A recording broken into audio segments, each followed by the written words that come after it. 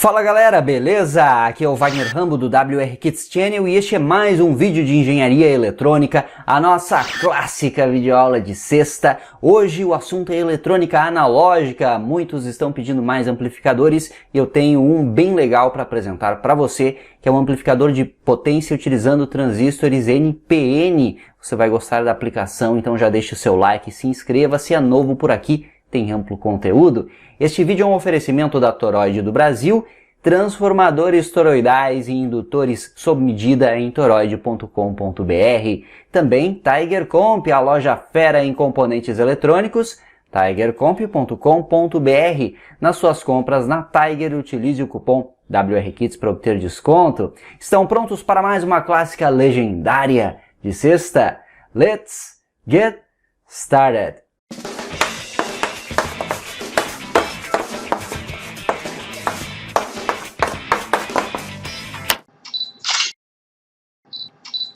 Essa topologia de amplificador de potência é bem interessante e a partir dela você pode desenvolver aplicações e implementá-la, adicionar circuitos equalizadores, adicionar pré-amplificadores para obter um sistema de áudio. Então nós temos aqui um amplificador que utiliza apenas transistores NPN na potência principal, tá certo? Então nós temos o Q7 e o Q8. Estou utilizando aqui chip 41, mas você pode utilizar outros modelos de acordo com a potência que você procura. E veja que são dois NPN. Isso é obtido aqui, nós conseguimos fazer desta forma porque a ligação no estágio de potência deste amplificador é em par complementar, podemos chamar assim. Darlington e Darlington complementar, ou o famoso Ziclar. O Ziclar, você vê aqui embaixo, ó.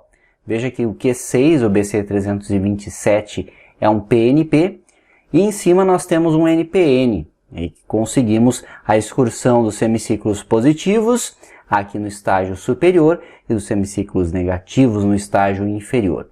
E aí a vantagem de utilizarmos transistores NPN é que conseguimos polarizar o estágio com uma tensão menor, a diferença de tensão no multiplicador de VBE, uma vez que os Darlingtons nos provém duas quedas de VBE por arranjo. Aqui eu tenho apenas uma, no máximo 3, então você vai ver na prática que eu consigo até ajustar aí tensões de 1.2, 1.4 volts com este arranjo e facilita, digamos, o casamento entre os dispositivos. Eles tendem a ter características muito semelhantes, pois ambos são NPN, e também o HFE muito próximo para os dois. Então estas são as principais vantagens desta configuração. Resistores aqui de emissor de 0,22 para compensar eventuais divergências de HFE na prática. E temos também os resistores aqui para polarização dos pares aqui complementares de 33 ohms. Então o estágio de potência é esse, perceba que é um amplificador em fonte simétrica de mais 20 e menos 20 volts. Aqui nós temos os capacitores de desacoplamento e vamos acionar uma carga de 8 ohms, que futuramente poderá ser um alto-falante, por exemplo.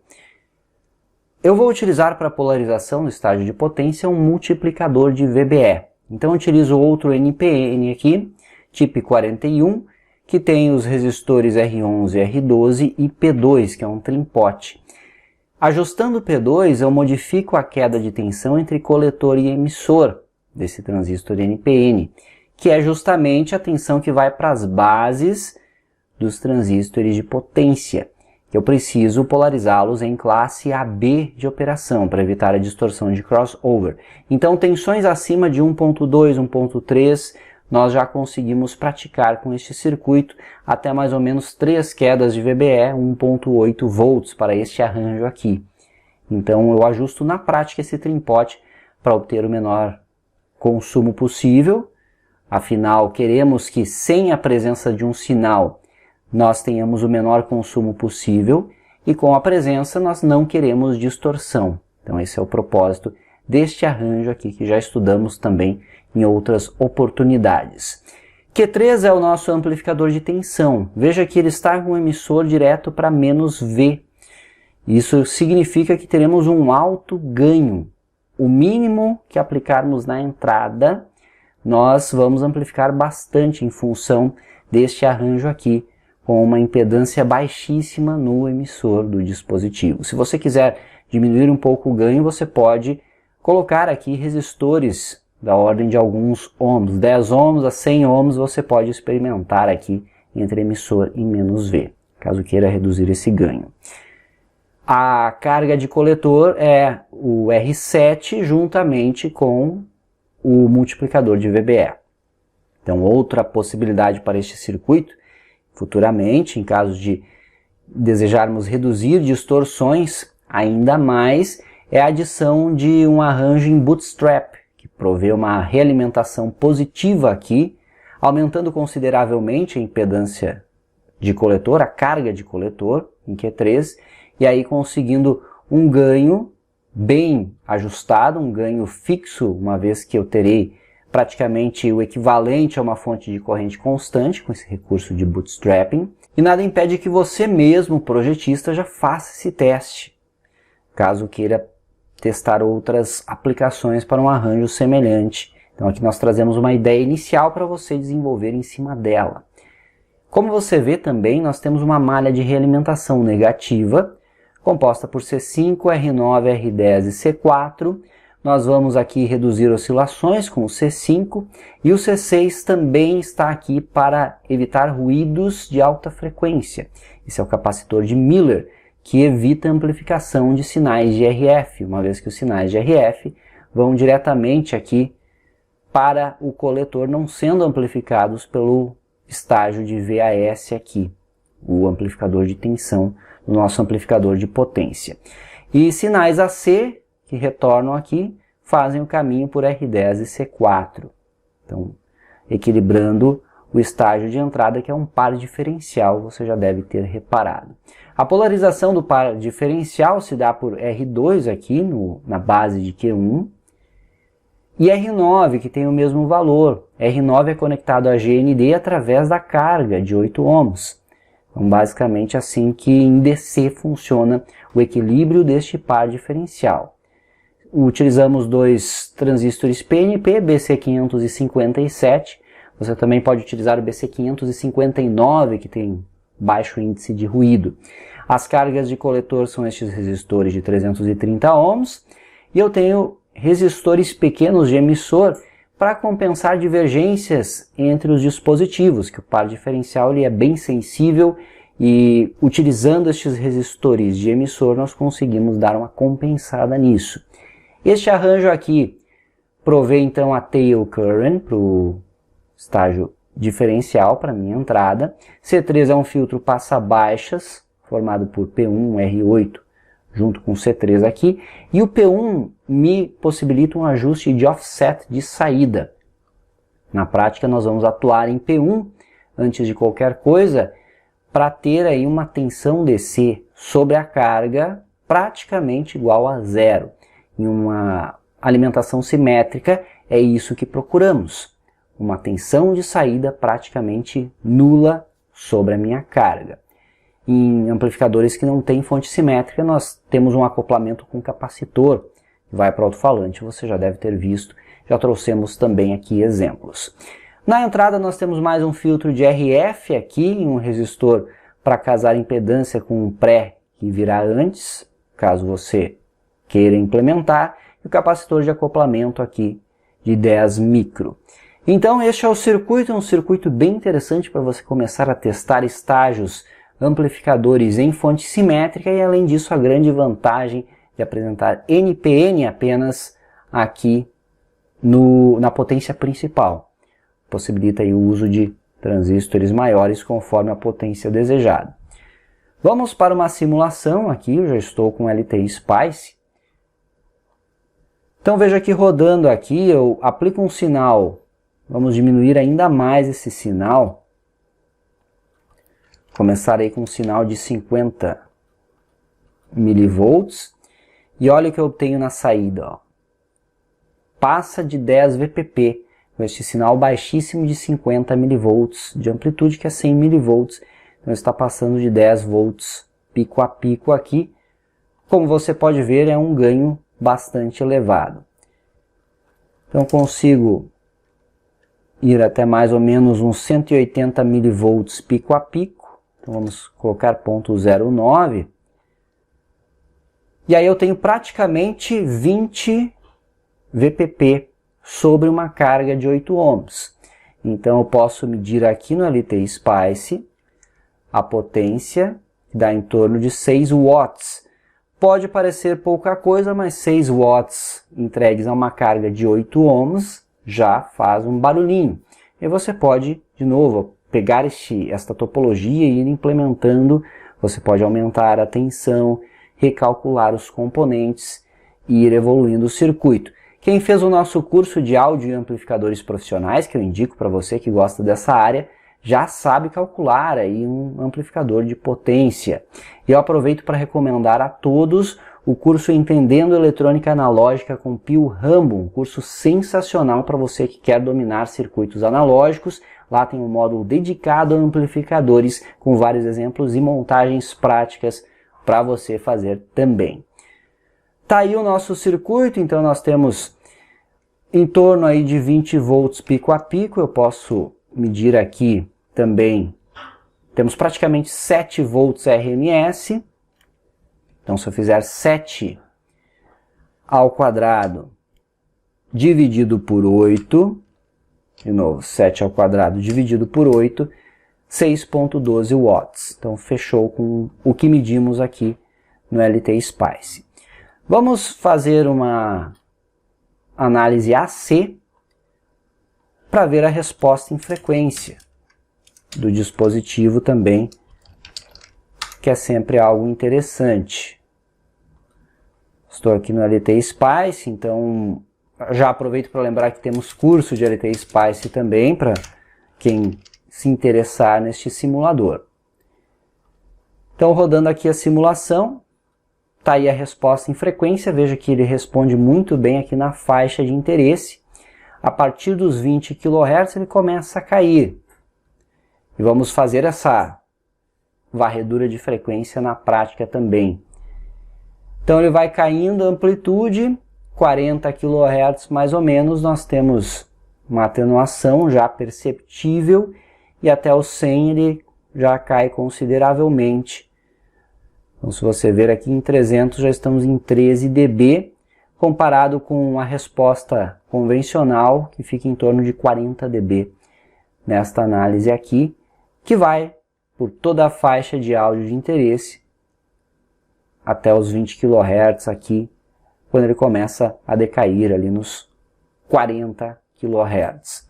Eu vou deixar a simulação também para download e o PDF do amplificador aqui na descrição. Clique em mostrar mais, em ver mais e faça o download. Vamos para a prática agora ver esse amplificador funcionando. Venha comigo! Está aí o nosso circuito prático totalmente montado em protoboard. Eu já conectei nossa carga de 8 ohms aqui na saída para fazermos os testes. Os transistores com os seus dissipadores de calor. E o primeiro passo é alimentarmos com a tensão prevista de mais e menos 20 volts. Fazer a medida da tensão aqui sobre a carga. Queremos chegar a próximo de 0 volts. Então para isso tem o ajuste de offset aqui. E também a polarização do estágio de saída. Precisamos aí de uma queda de tensão em torno de 1.2 a 1.4 volts para os transistores de saída aqui. O nosso ajuste de bias, que é feito no trim-pot do multiplicador de VBE. Então vamos começar aterrando a entrada do amplificador aqui, que é o equivalente a aplicarmos o nível de 0 volts na sua entrada, e vamos ligar a fonte. Fonte configurada para mais e menos 20 volts, vou liberar as saídas. E podemos ver aí o consumo inicial, ele já está mais ou menos calibrado. Ó. Temos um consumo em repouso inferior a 20 mA por canal nas fontes de alimentação. Para calibrar o amplificador, vamos utilizar aí um voltímetro. Vamos conectar aqui a GND e vamos medir a tensão de saída aqui. Veja que estamos com 0,05 volts. Se eu mexer aqui no trim-pot de offset, eu vario essa tensão aqui, ó. Então 115 milivolts. Para o outro lado aqui ele vai para o positivo, ó.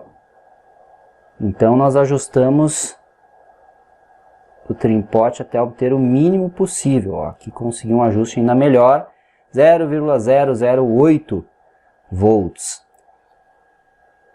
Já é bem bacana, aí tem uns 8 milivolts, eu conseguiria mexer um pouquinho mais, talvez. Olha só, praticamente 0 volts DC na saída, então deixando bem ajustado o nosso amplificador. E aí o último passo aqui desse ajuste é verificarmos a queda de tensão no nosso multiplicador de VBE. 1.21 volts, já está praticamente calibrado. Eu vou tentar mexer aqui, vamos ver se eu consigo fixar. Aí, então ajustando aqui o trim pot, veja que eu atuo na polarização para menos. Nesse ponto aqui estamos indo em direção à classe B de operação, quando teremos uma distorção de crossover, pois eu não estou polarizando adequadamente os transistores. Eu preciso garantir aí duas quedas de VBE, que é em torno de 1.2 a 1.4 volts. Então eu vou deixar aqui em torno, eu posso chegar até 1.4, mas eu vou deixar em torno de 1.2 mais ou menos, que a VBE dos transistores encontra-se aí entre 0,6 e 0,7 volts, como sabemos. Então esse é o ponto de ajuste que queremos. Agora o próximo passo já é fazer o teste com sinal mesmo. Vamos aplicar um sinal a partir do gerador e ver se o amplificador apresenta um sinal de saída livre de distorções. Para validar o funcionamento do nosso amplificador, nada melhor do que um bom e velho osciloscópio analógico. Eu estou aqui com esse Ivatsu, um velho guerreiro aí, marca japonesa, e vamos fazer então o teste de sinal com o amplificador.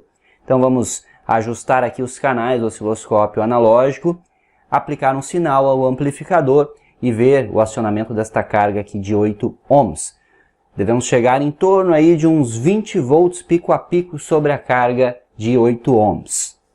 Esse modelo já ajuda bastante, que ele mostra alguns parâmetros aqui na tela, por exemplo, a frequência. Nós temos aqui os volts por divisão de cada canal, então isso facilita um pouco também o nível de trigger ali que eu consigo ajustar.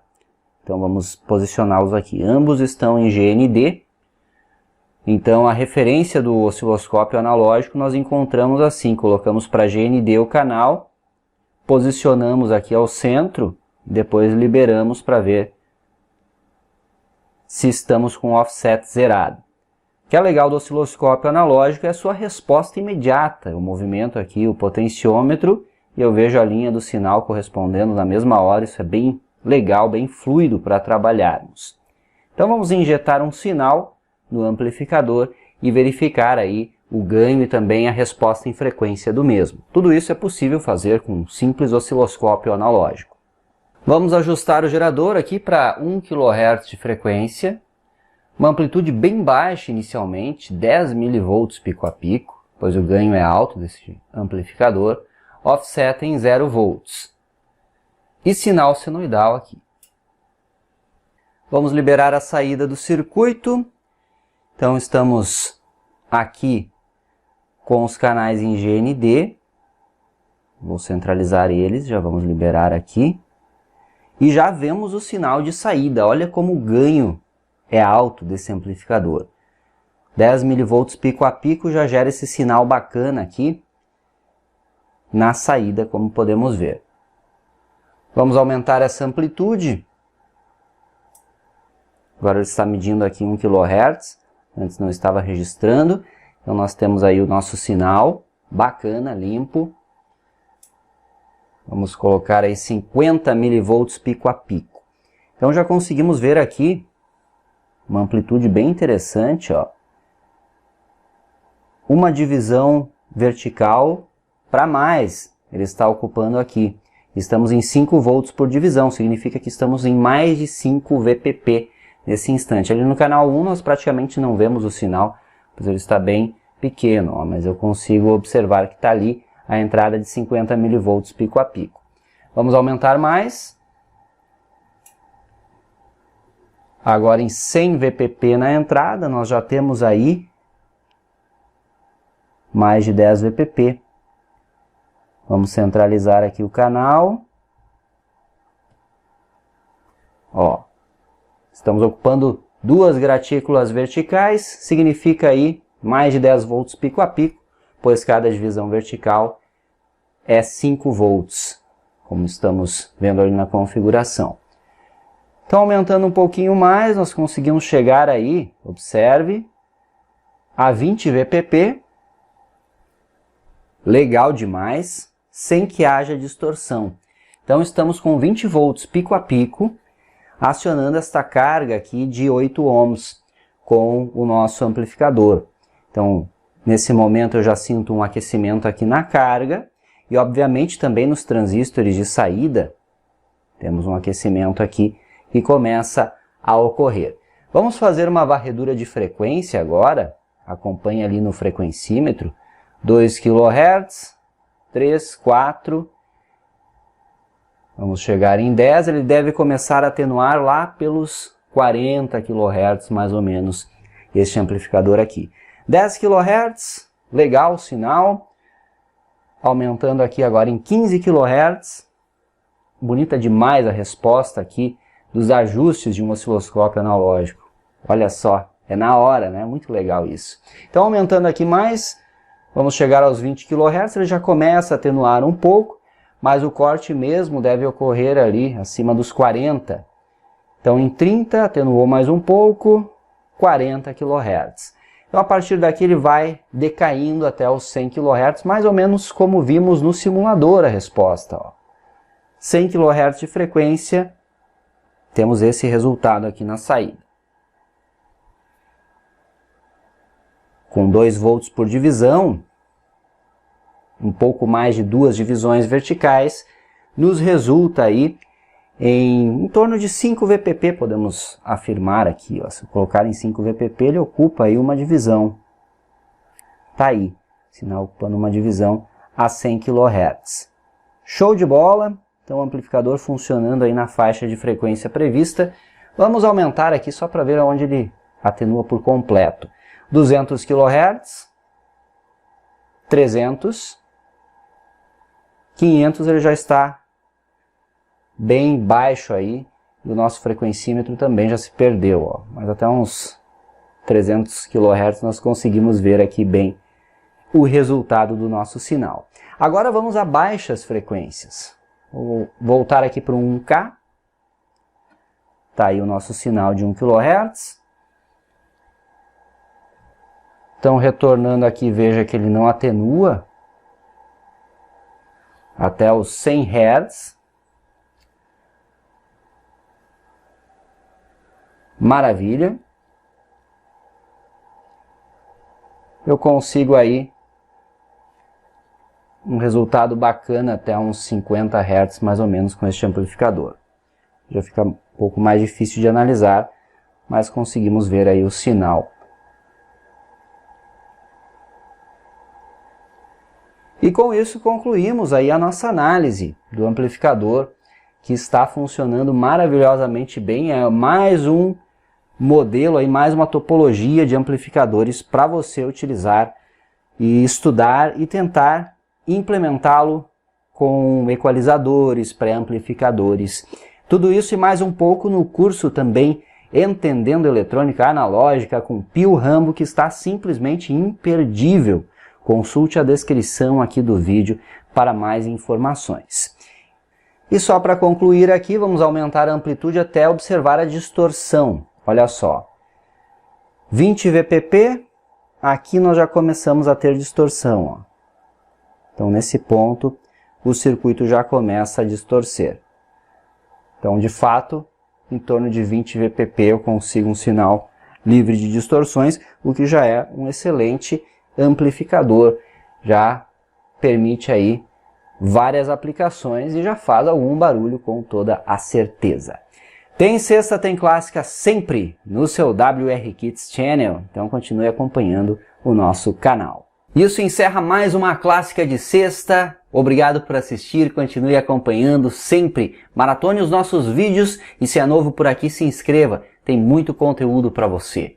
Isso é engenharia, o uso intencional da ciência. Por hoje é isso, eu vou ficando por aqui, mas tenha um ótimo final de semana com bons projetos. Aquele abraço e até a próxima!